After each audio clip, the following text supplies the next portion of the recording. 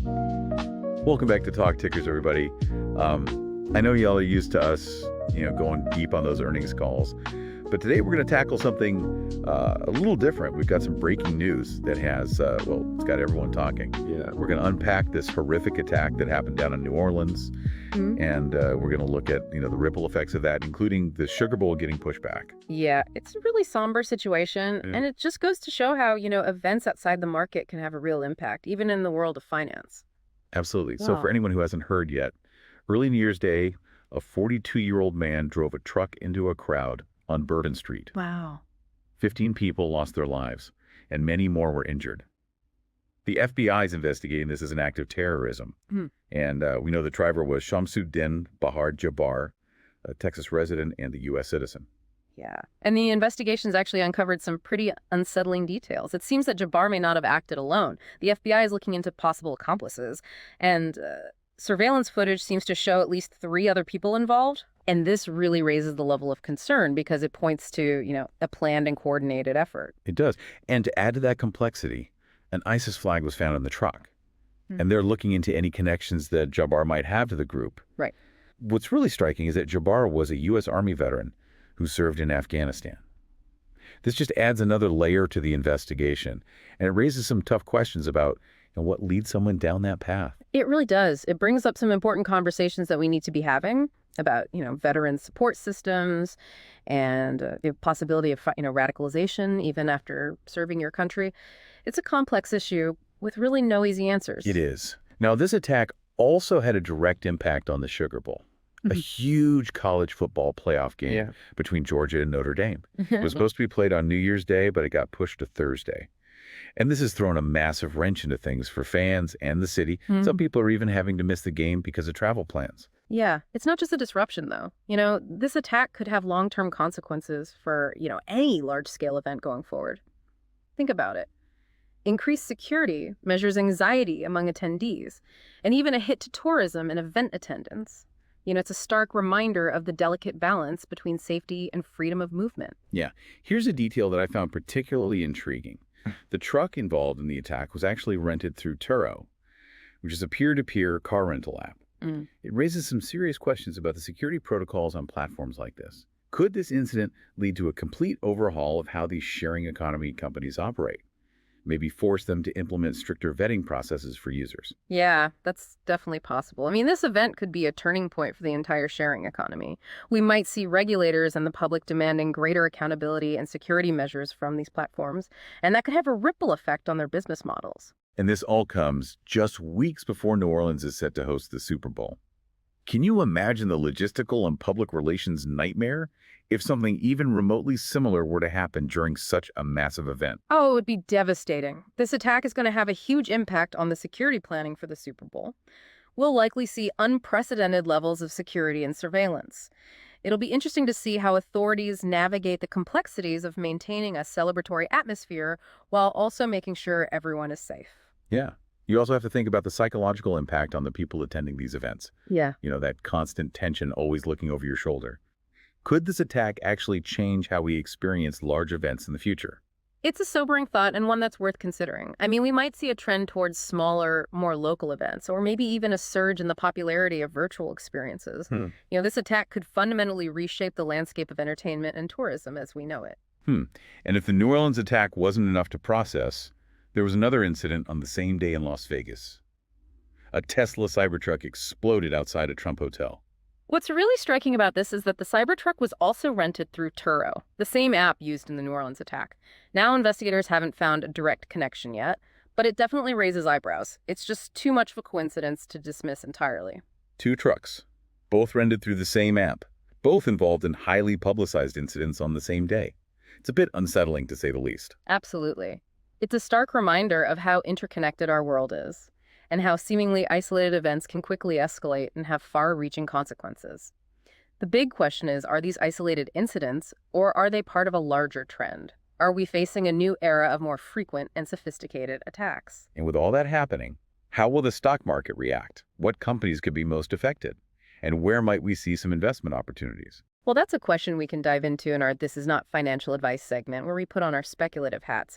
But before we jump into that, It's important to acknowledge the human cost of these tragedies. Beyond the headlines and the stock fluctuations are real people whose lives have been irrevocably changed. You're absolutely right. It's easy to get caught up in the analysis and the market speculation. But we can't lose sight of the very real human suffering at the heart of these events. Exactly. While we'll be exploring potential market reactions and trade ideas in a moment, it's essential to approach this topic with sensitivity and respect for the victims and their families. Well said. All right, with that crucial reminder in mind, let's shift gears and put on our trader hats, shall we? Welcome to This Is Not Financial Advice, the segment where we toss around some bold, some might even say outrageous, but always plausible trade ideas based on current events. Just remember, this is all purely for entertainment and educational purposes, not investment advice. Precisely. This is where we get to exercise our speculative muscles and explore potential market reactions. So with that disclaimer out of the way, what kind of trade idea are you brewing up today? Well, given the potential fallout from the New Orleans attack, Yeah. and Turo being in the spotlight, I'm thinking of a pairs trade. Now, before I go any further, for anyone who's not familiar with a pairs trade, it's basically a strategy where you simultaneously short one stock and go long another, betting on their relative performance. In this case, we'd be shorting Turo, which, granted, isn't public yet, but let's assume they go public via SPAC or a traditional IPO soon. And on the flip side, we'd go long established car rental companies like Hertz or Avis Budget Group.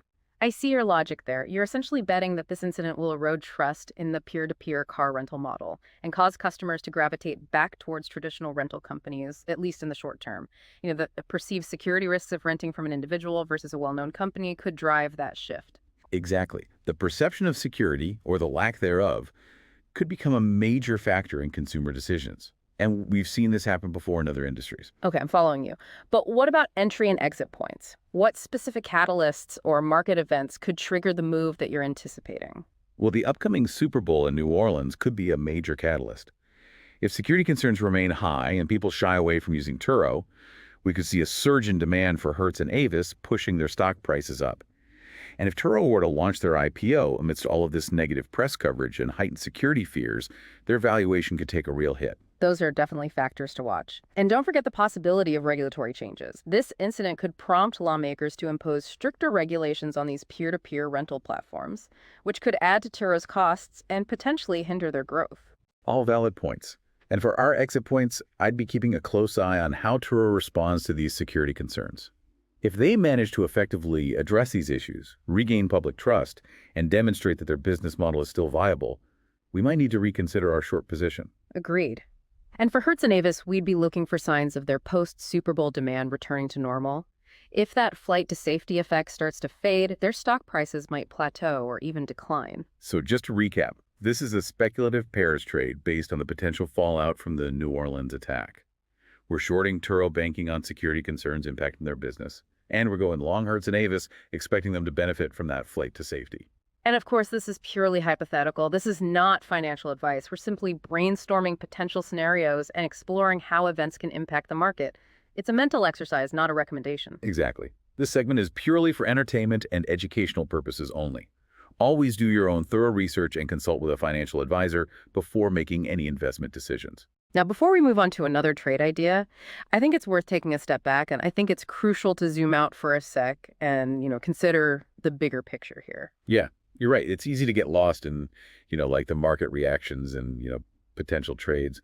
But we can't forget about the human cost of, these tragedies and, the potential long-term consequences for a society as a whole. This attack and, the possibility of multiple people being involved suggests a level of planning and coordination that's truly unsettling. It makes you wonder, are we entering an era of more sophisticated, harder to predict forms of terrorism? It's a chilling thought. If this attack is any indication of what the future might hold, the implications for our society, our economy, even our daily lives are huge. Absolutely. We could see a shift towards, increased surveillance, tighter security measures, potentially even an erosion of our privacy. It's always a challenge to strike that balance between safety and freedom. And events like this often tip the scales towards security, sometimes at the cost of individual liberties. And what about the psychological impact? Sure. Could this attack lead to, a heightened sense of fear and anxiety, not just in New Orleans, but nationwide? It's definitely possible. We've seen how acts of terrorism can create a climate of fear and mistrust, leading to social divisions and decreased civic engagement. It's a pattern that repeats itself throughout history. It's a dangerous cycle. Fear leads to a desire for more security, which could result in restrictions on freedoms, which can then, fuel more resentment and division. It's a slippery slope. It's critical that we as a society resist the urge to overreact and instead focus on finding, balanced solutions that enhance security without sacrificing our core values. Well said. Now let's lighten the mood a bit and jump back into our "This is not financial advice" segment. What other audacious yet plausible trade ideas have you come up with? All right, for our next trade idea, let's shift gears from transportation to cybersecurity. Considering the heightened security concerns and the realization of, potential vulnerabilities, I'm thinking about a long position in a cybersecurity ETF. Interesting. You're betting on the idea that this attack, especially with the potential explosives, will trigger a surge in demand for cybersecurity solutions. But isn't the cybersecurity market already pretty saturated? Will this event really move the needle that much? That's a fair point. However, events like this often serve as a wake-up call. Governments, businesses, even individuals tend to reevaluate their security measures after a high-profile incident like this. We could see a significant increase in investments in areas like threat detection, data protection, and network security. So you're anticipating a fear premium driving up valuations in the cybersecurity sector. Yeah. It's like a reactive investment wave driven by, that heightened awareness of potential threats. Exactly. Fear, unfortunately, can be a powerful market mover. There's often a knee-jerk reaction to these types of events, with investors flocking to sectors perceived as beneficiaries of increased security spending. I'm with you on the concept. But if we were to play this trade, what specific entry and exit points would make sense? What signal should we be looking for? For entry points, I'd watch for announcements of, increased government funding for cybersecurity initiatives. Yeah. Also news of major companies boosting their security budgets, or the unveiling of, new cutting-edge cybersecurity solutions hitting the market. Those would be strong signals. Essentially, we're looking for concrete evidence of a shift in spending priorities towards cybersecurity. That makes sense. And for exit points, when do we start thinking about pulling back? We'd need to monitor for signs that the fear premium is fading. This could be due to a perceived decrease in the threat level, or maybe a saturation of the cybersecurity market. Right. Essentially, when investor sentiment starts to shift away from security concerns, that's when valuations in the sector might start to decline. Right. And it's important to keep the broader market in mind. Even a strong sector like cybersecurity wouldn't be immune to losses if there's a general market downturn. You're absolutely right. External factors always play a role. No investment is completely risk-free, and market conditions can change unexpectedly. So to recap our second trade idea, we're looking at a long position in a cybersecurity ETF like CIBR or HACK. The core assumption is that the New Orleans attack will trigger a surge in demand for cybersecurity solutions, pushing up valuations in the sector. And for anyone who's not familiar with ETFs, they're essentially baskets of stocks that track a specific sector or index, providing diversified exposure. In this case, a cybersecurity ETF would likely include companies specializing in software, hardware, and services related to protecting data and networks. Exactly. And just to reiterate, this is purely hypothetical. This is not financial advice. We are just exploring potential market reactions and engaging in some speculative thinking. It's a mental exercise, not a recommendation. Absolutely. This segment is purely for entertainment and educational purposes only. As always, do your own research, consult with a financial professional, and make informed decisions based on your individual circumstances and risk tolerance. Now, before we wrap up this special episode, I think it's important to circle back Yeah. to the, broader societal implications of these events. Yeah, I totally agree. It's easy to get caught up in the, financial side of things. But, we can't forget about the human cost of these tragedies and the potential long-term consequences for society, as a whole. Exactly. This attack and the disturbing trend that it might represent, it demands our attention. It's a time for, critical thinking and a collective effort to build a more resilient and secure future. It's a big challenge, but Yeah. ignoring it isn't an option. Absolutely. Now, before we, leave our listeners with some food for thought, I want to emphasize how important it is to stay informed and, engage in thoughtful discussions about these complex issues. I couldn't agree more. Yeah. We can't afford to be passive bystanders. Yeah. We need to be active participants in shaping the world we want to live in. Well said. So here's a final thought-provoking question to leave our listeners with. In a world where technology is advancing at such a rapid pace, and the lines between the physical and digital realms are blurring, what new challenges and vulnerabilities might we face in the future? It's a really interesting question. It makes you think about, the potential for cyber attacks to have real-world consequences, like disrupting critical infrastructure, manipulating information, even causing physical harm. Exactly. As we become more reliant on technology, our vulnerability to those who might exploit it for malicious purposes, also increases. It's a sobering reminder that security is, an ongoing process, a journey, not a destination. We need to be constantly adapting, evolving, and innovating to stay ahead of the curve. Well said. And on that note, I think it's time for us to wrap up this special episode of Talk Tickers. Yeah, I think that's a good idea. Thanks for joining me today for this in-depth look at, these breaking news events. It's been a heavy topic, but I think these conversations are really important to have. I agree. It's during times of crisis that we need to come together, share information, and work towards solutions. Well said. And to our listeners, thank you for tuning in. We encourage you to continue researching, thinking critically and engaging in constructive dialogue about the issues we've discussed today. Remember, knowledge is power.